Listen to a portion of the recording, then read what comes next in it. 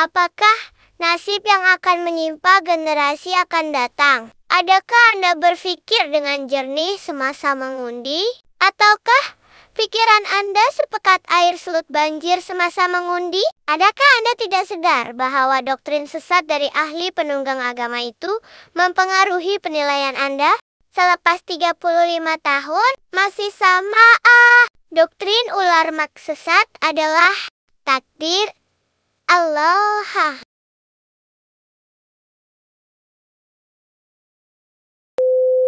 Oleh kerana anda telah terlalu banyak menderita, saya merasa terpanggil untuk memberi kesedaran kepada anda tentang hak-hak anda sebagai mangsa banjir. Sebenarnya anda mempunyai hak untuk menyaman pihak berwajib di atas alasan gagal menjalankan tugas mereka sekiranya anda mahu. Anda tidak semestinya menanggung sendirian segala kerugian besar yang anda alami akibat dari banjir yang melanda anda. Jika anda mahu, anda boleh mengemukakan saman terhadap pihak JPS bagi tujuan mendapatkan ganti rugi untuk menampung segala kerugian yang anda alami, sama ada kerosakan harta benda, kerosakan pertanian atau anda mengalami kerugian akibat kematian haiwan ternakan anda. Disebabkan kegagalan pihak JPS di dalam menjalankan tugas mereka, anda terpaksa menghadapi kerugian yang besar akibat banjir dan ini meletakkan anda dalam posisi layak dan berhak untuk saman pihak JPS. Soal yuran lawyer anda tidak perlu bimbang kerana anda boleh cas yuran lawyer anda ke atas pihak yang disaman ini,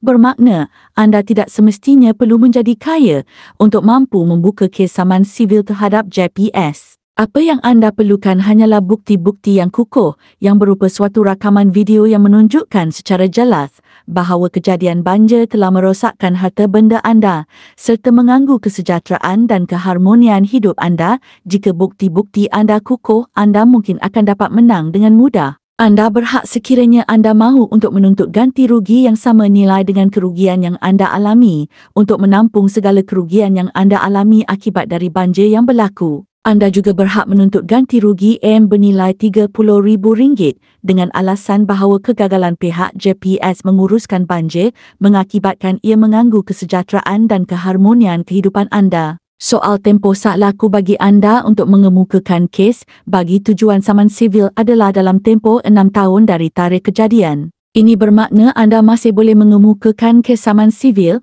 walaupun bagi kejadian yang sudah lepas, yang mana tempoh kejadian tersebut mestilah belum melebihi tempoh masa 6 tahun dari tarikh kejadian. Jabatan Pengairan dan Saliran ialah sebuah jabatan yang bertanggungjawab terhadap semua isu air di negara Malaysia. Ditubuhkan pada 1 Januari tahun 1932, iaitu 94 tahun yang lalu. Fungsi utama JPS adalah pengurusan banjir, pengurusan pengairan dan saliran pertanian, pengurusan lembangan sungai, pengurusan zon pantai, pengurusan sumber air dan hidrologi, pengurusan air larian hujan. Thanks for watching. Subscribe our channel.